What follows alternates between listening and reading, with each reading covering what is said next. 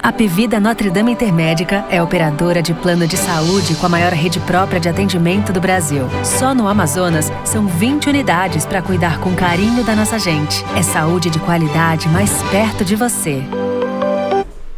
Eu espero, francamente, que esta conversa que eu vou manter a partir de agora com uma das personalidades da Ordem dos Advogados do Brasil, Seccional Amazonas, sobre educação digital, eu espero que essa conversa seja acompanhada pelo maior número de jovens possível, porque essa coisa aí, essa nova, maravilhosa, que é justamente os desenvolvimentos, que tem a ver com os desenvolvimentos digitais, as novas tecnologias e tudo mais, isso cai como uma luva nas mãos de todos os jovens principalmente. Daqui a pouco eu vou fazer uma pergunta à doutora Fabiola Rebelo, e que tem muito a ver com o norte que a gente quer seguir, quer dizer, com o trecho, o caminho que a gente quer seguir para chegar nesse norte. Eu vou fazer essa pergunta envolvendo os jovens. Mas antes, eu quero apresentar para vocês a doutora Fabiola Rebelo, que é presidente da Subcomissão de Educação Digital da Ordem dos Advogados do Brasil, Seccional Amazonas. A doutora Fabiola, primeira coisa sobre ela que é importante dizer, tá? Ela é mãe, tá? Ela é mãe, ela é dona de casa.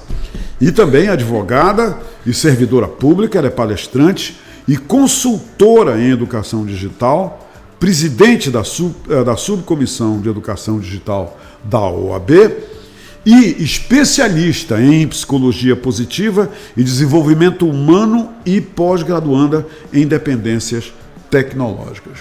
Gravem isso que ela é graduanda, dependências tecnológicas, entendeu? Se você, jovem, ou mãe de um jovem, ou pai de um jovem, né? O idoso, tá?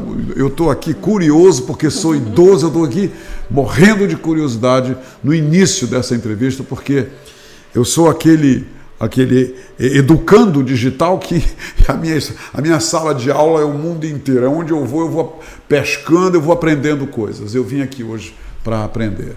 Então, fiquem aí com a gente, porque isso aqui é sério, principalmente para você.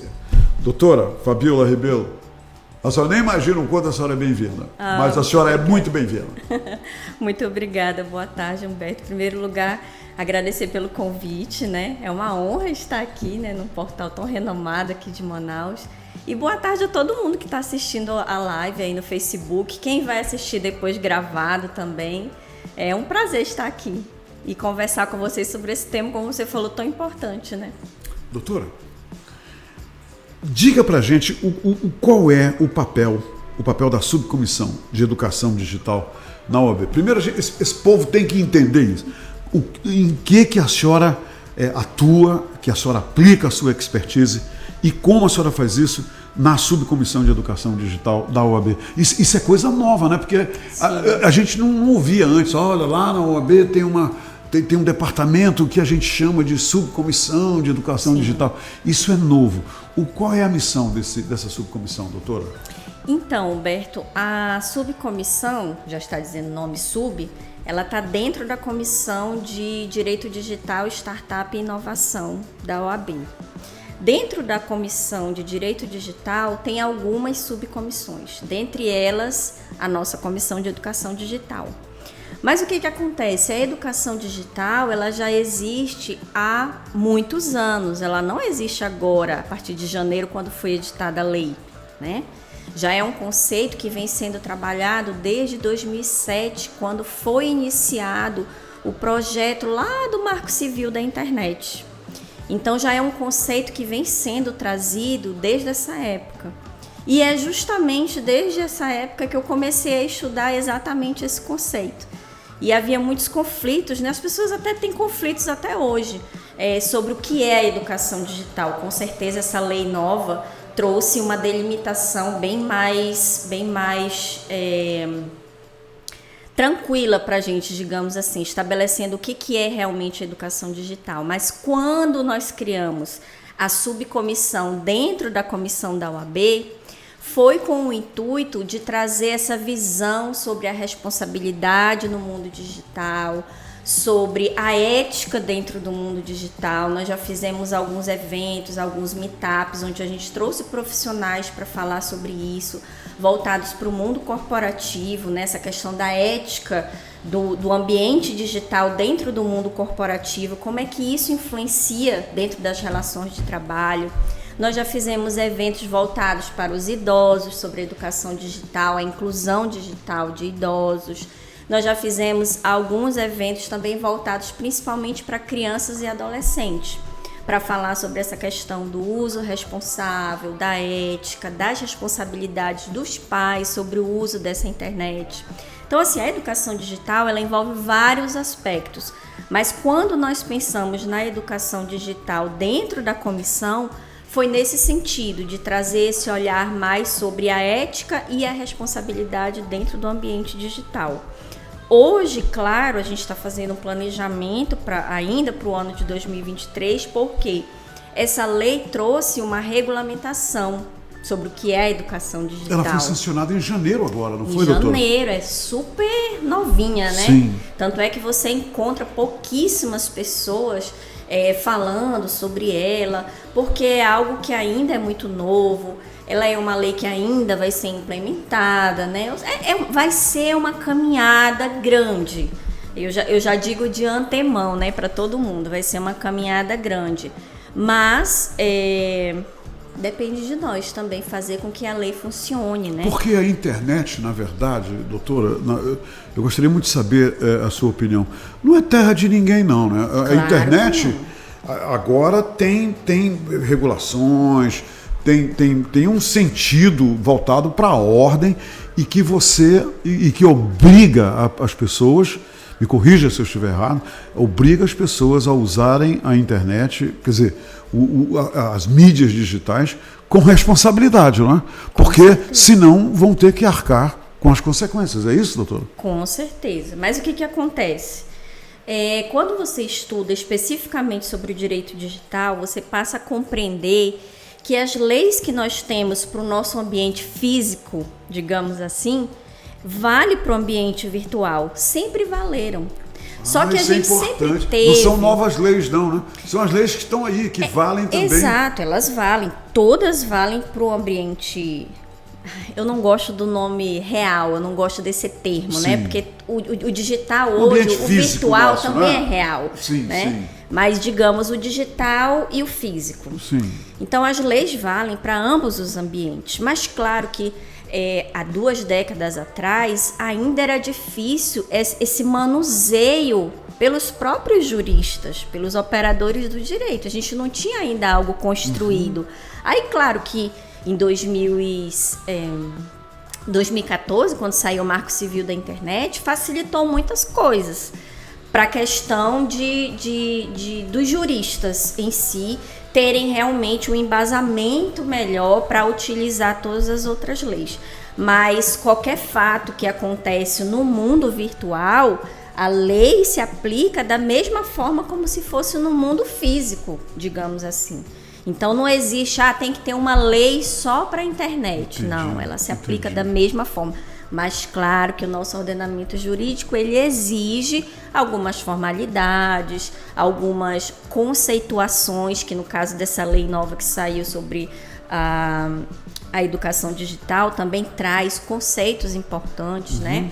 Então, assim, a necessidade ainda, em alguns pontos, de conceituar algumas coisas, de delimitar algumas coisas, mas isso não impede que a lei se aplique. Agora, isso também trouxe, doutora, uma nova especialidade para que as pessoas, dentro da carreira jurídica, né, dos advogados, trouxe também mais oportunidades de especialização numa nova atividade envolvendo essas leis físicas, mas que são usadas no mundo digital e que requer especialização também, doutora? Com certeza. Aí, introduzindo já até o nosso tema, que é sobre a lei da educação digital, é uma necessidade que a própria lei identificou.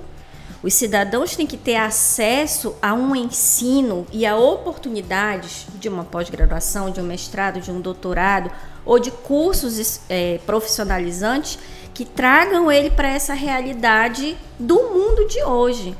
Então, o que acontece? Se você for olhar lá dentre os 4 eixos que tem da lei da educação digital, ele fala um que é sobre a questão da formação, né, dos cursos, pesquisas e tudo mais. Então, o que ele quer trazer? Ele quer trazer também essa obrigatoriedade para o Estado de dizer assim, olha, vocês têm que oferecer para essas pessoas que estão se formando, que estão no mundo da academia, sim, ainda nesse momento, essa formação para essa realidade. Mas vocês também têm que oferecer para aquele que já saiu, para aquele que já está no mercado de trabalho, para ele compreender, porque veja bem, um professor que já atua numa escola há 10 anos, 17 anos, o professor precisa de 30 anos, 35 anos para se aposentar, né? Mas ele já está 17 anos numa sala de aula. O que mudou da época que ele fez uma universidade, se formou, para hoje? Tudo. A sala de aula é totalmente diferente. Existe uma dinâmica aí evolutiva, exatamente. Né? Então, assim, a necessidade não só do professor, a gente fala aqui do professor, mas de todas as carreiras estarem se adaptando para essa nova realidade é indiscutível. É indiscutível. Aí você falou dos advogados. Hoje, um advogado, quando ele se forma, ele tem que ter essa noção do mundo virtual, do mundo digital. Doutora. Obrigatoriamente. Porque se eu amo o direito penal, por exemplo, eu não vou só tratar de crimes comuns, um furto, um estupro, enfim, os mais diversos crimes que podem acontecer. Eu vou tratar do quê? De uma extorsão pela internet, de um furto de dados, os golpes todos, né? De um modo geral. Então, assim, não tem como você sair hoje, não tem como qualquer profissional hoje deixar de se envolver com o ambiente virtual. Não existe essa possibilidade. Hoje os médicos se utilizam de tecnologia das mais avançadas e das mais variadas. Todos os profissionais de saúde, na verdade, né?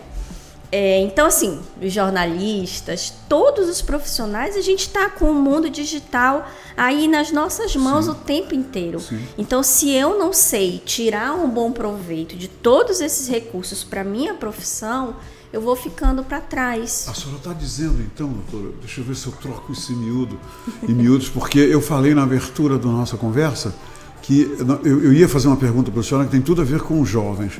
Me diga uma coisa, o analfabeto digital hoje, né, um jovem que não desenvolve as suas aptidões nessa área digital, esse jovem pode ter um futuro profissional comprometido por falta de conhecimento, quer dizer, e ser atropelado pelos outros jovens que vão mergulhar na piscina do conhecimento e começar a nadar nessa piscina todos os dias. E quer dizer, hoje a educação digital para os jovens é fundamental, ele não pode ser analfabeto digital, doutora? É fundamental para os jovens e, na verdade, é fundamental para todos nós. Sim. A pergunta que você fez, sim. É porque eu estou relacionando o jovem agora ao futuro, sim, né, doutora? Exatamente. Ao seu futuro profissional. O futuro profissional.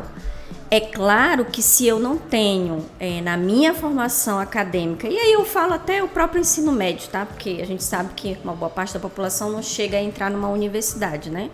Mas se eu concluo o meu ensino médio e eu não tenho um mínimo de conhecimento sobre esse mundo digital, porque para a gente exercer hoje, Humberto, a nossa cidadania digital, nós precisamos compreender esse mundo.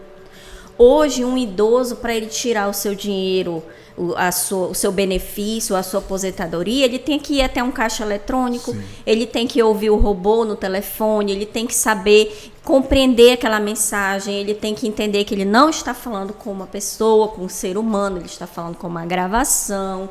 Então, ele tem que ter um raciocínio do que eu tenho que falar para chegar na resposta que eu desejo. E é muito difícil isso para quem não tem esse conhecimento.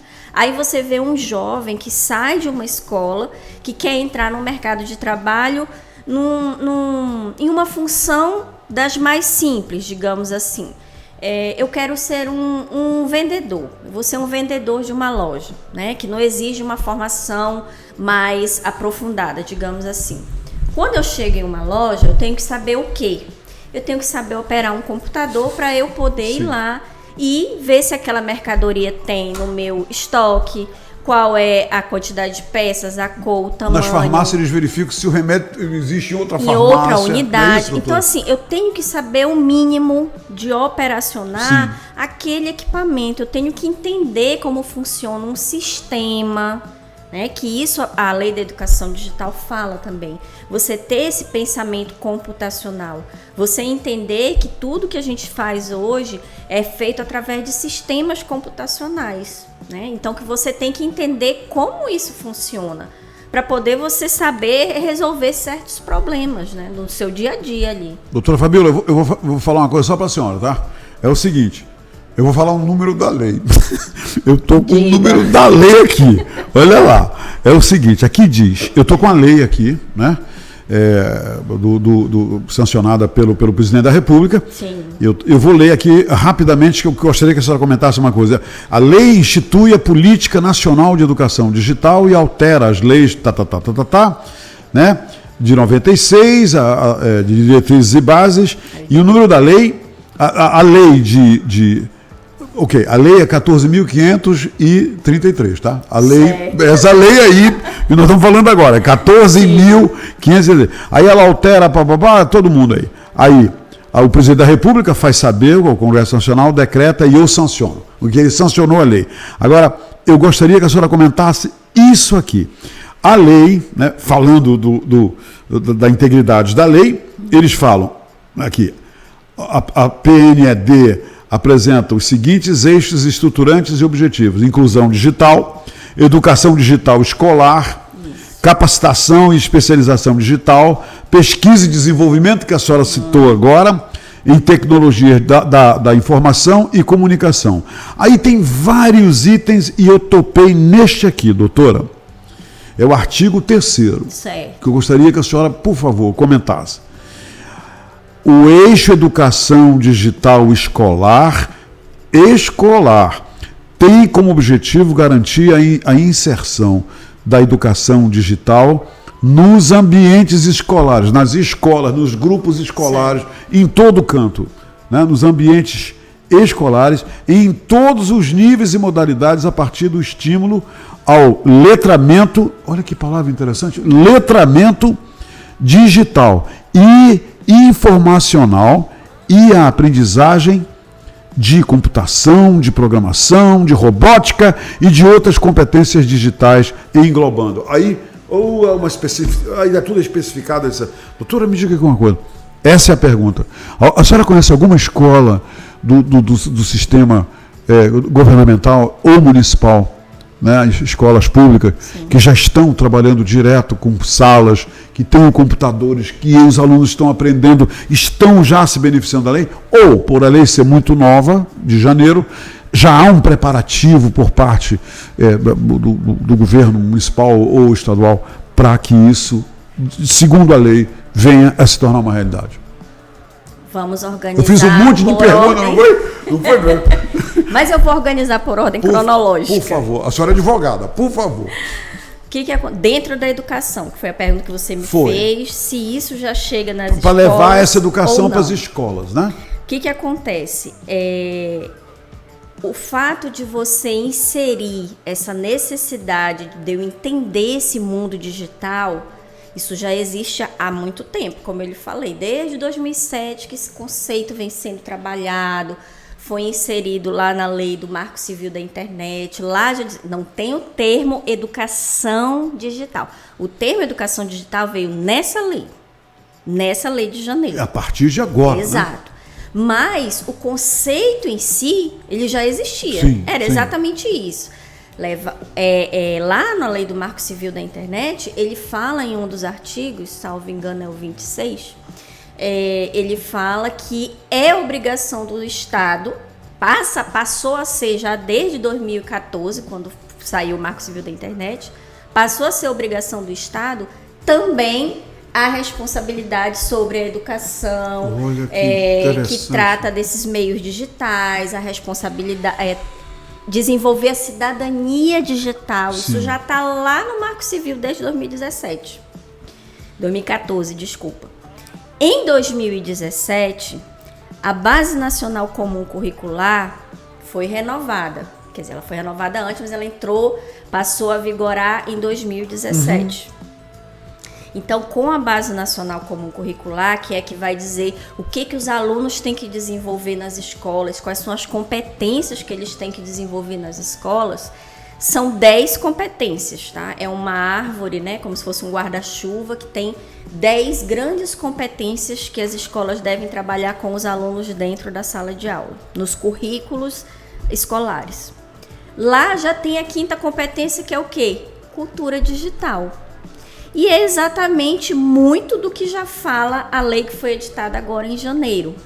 Então, a pergunta que você me fez é, sim, muitas escolas já trabalham a educação digital, mesmo sem ter o nome de educação digital. Bacana isso. Obviamente que as escolas particulares estão muito mais avançadas nesse sentido do que as escolas públicas.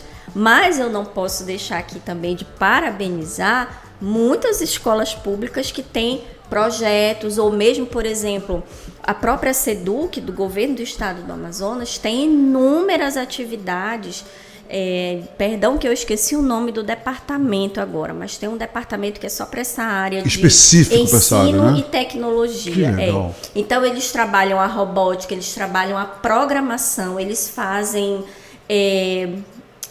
como é que eu vou falar? Como se fosse uma competição anual com todos os alunos das escolas estaduais. Perdão, a Aldemira, que era a organizadora desse projeto antes, eu não lembro o nome, mas enfim, o município também desenvolve projetos nesse sentido dentro das escolas municipais, trabalhando robótica e trabalhando a programação, né? Mas, lá no município de Maués, eu vou falar do de Maués, que é o que eu conheço, tá? Mas pode ser que tenham outros municípios no interior do Amazonas e eu não tenha conhecimento. Eu visitei como é o nome? Escola de Robótica. Sim. É Escola de Robótica o nome. Que é do município. Então, todos os alunos do município, eles fazem um rodízio lá de turmas, né? Eles montam os cursos e os alunos vão para lá para ter aulas de robótica, de programação, de impressora em 3D. Então, assim, é maravilhoso. É em conjunto com a Google, o Google Education, né? Então, é uma iniciativa público-privada. Então, isso já tem alguns anos, né? Essas iniciativas já tem alguns anos. Então, a educação digital, ela já está também há algum tempo, né? Não é uma coisa nova. Sim. Por isso que eu te falo... Muito mal visibilizada, mas aqui, essa notícia assim, vem como sendo muito alvissareira, né? O que na minha visão, como eu já estudo a educação digital há muito tempo, que eu digo desde o começo, né? Quando começou-se a se falar sobre isso, que as pessoas passaram a ver, poxa, todo mundo está utilizando a internet, todo mundo está indo para esse meio virtual, os meios digitais, a gente precisa de uma educação, a gente precisa de uma organização sobre isso aí. Nós adultos não sabemos lidar muitas vezes com isso, as pessoas idosas não sabem, os adolescentes não sabem, as crianças muito menos. Na verdade, a senhora concorda que tem muita gente ainda, na cidade de Manaus, que é o nosso foco, que ainda não tem uma interação com o mundo digital como deveria ser? Tem muita gente que só usa o celular para, né, o Instagram e essas coisas, e o WhatsApp. É preciso desenvolver essa educação, não é, doutora? Com certeza. Existe até uma pesquisa, Humberto, acho que ela está um pouquinho desatualizada, ela é de 2014, salvo engano, que é do CETIC, que ele falava assim, que cerca de 40% da população brasileira, né, falando em âmbito nacional, ela entendia como internet o Facebook. Quando você perguntava o que é internet, a internet é o Facebook. Por quê? Porque quando você compra um plano de dados básico de celular, que é o que todo mundo tem acesso hoje em dia, o que você tem gratuito? O WhatsApp e Facebook. Então, mesmo que termine ali o seu crédito, né? Mesmo que termine o seu crédito, você continua tendo acesso ao Facebook e ao WhatsApp. Sim, e é grátis. Então, as pessoas que não têm esse letramento digital, que não têm uma cultura mais ampla, um conhecimento, ela entende por internet só aquilo. Por isso que as fake news se propagaram tão rápido e de uma forma tão absurda, porque as pessoas entendem que aquilo é verdadeiro, que aquilo que saiu no Facebook ou que aquilo que foi passado no WhatsApp é uma notícia, é algo real e verdadeiro. E não sabem sequer questões envolvendo fontes para serem verificadas. Não sabem nada disso, não, doutor? Não, porque ela sequer tem acesso, porque ela realmente não consegue acessar, né? Porque os dados dela eles são limitados, então o acesso que ela tem à internet em si é basicamente isso. Então, para você ver como é um universo muito limitado, né? Muito limitado. De conhecimento, né? Eu vou lhe dizer uma coisa. Quisera eu ter mais tempo para conversar muito mais com a senhora, mas eu vou lhe prevenir que a senhora vai voltar aqui. Eu tenho muita coisa para a gente explorar. Tem muita coisa para a gente explorar. E o Paulo está mostrando os seus contatos. Se as pessoas quiserem fazer as perguntas que eu não lhe fiz, a senhora vai atendê-los, não é isso? A senhora, lá na subcomissão, na OAB. E maravilhoso esse trabalho que vocês estão desenvolvendo. Leve as minhas mais efusivas recomendações para o doutor Aldo Evangelista, um cavalheiro, entendeu? Se a senhora encontrar com ele hoje, a senhora, por favor, informa para ele que eu mandei um grande abraço para ele. E tê-la aqui no nosso novo projeto, no Portal da Holanda e na Hora do H, a quarta-feira Tech, foi realmente um privilégio para a gente. Que bom. E a senhora deve ter aberto aí, né, a estrada do conhecimento para muita gente e do interesse também. Doutora Fabíola Rebelo, muito obrigado pela sua vinda aqui. Muito legal. Agradeço. Parabéns pelo seu trabalho. Quantos tem na sua equipe lá na subcomissão? Na verdade, hoje somos só 3 pessoas, né? Porque como a gente está nessa fase ainda de organizar eventos, né? O que vai ser feito, como ele falou. Os eventos continuam acontecendo, né, doutor? Esse primeiro semestre, a nossa comissão, de um modo geral, ela está um pouco parada, né, por diversas questões. Mas agora, no segundo semestre, a gente já tem um planejamento de eventos que serão divulgados aí em todas as redes sociais para as pessoas participarem, sempre com essa intenção, né, de ensinar, de trazer conhecimento, consciência. O pano de fundo, né, sempre será a educação digital, né, doutor? Com certeza. Está aí atrás. Sempre é. Doutora Fabíola, muito obrigado. Obrigado por ter vindo aqui. Foi realmente muita gentileza sua vir aqui conversar com a gente. Eu que agradeço. Espero ter contribuído aí com todo mundo que está assistindo também. Com certeza a senhora fez isso. Obrigado, doutora. Gente, por hoje é só. Só para lembrar vocês que toda quarta-feira, aqui no projeto Quarta Tech, nós vamos trazer alguém para falar com a gente sobre todas essas questões digitais, essas evoluções, esse desenvolvimento. Esses conhecimentos serão, se depender de todos nós aqui no Portal da Holanda, compartilhados com todos os nossos espectadores, como você. Afinal de contas, a gente está aqui para você mesmo, tá? E o resto é conversa fiada. Até amanhã, gente. Um abraço. A Apvida Notre Dame Intermédica é operadora de plano de saúde com a maior rede própria de atendimento do Brasil. Só no Amazonas, são 20 unidades para cuidar com carinho da nossa gente. É saúde de qualidade mais perto de você.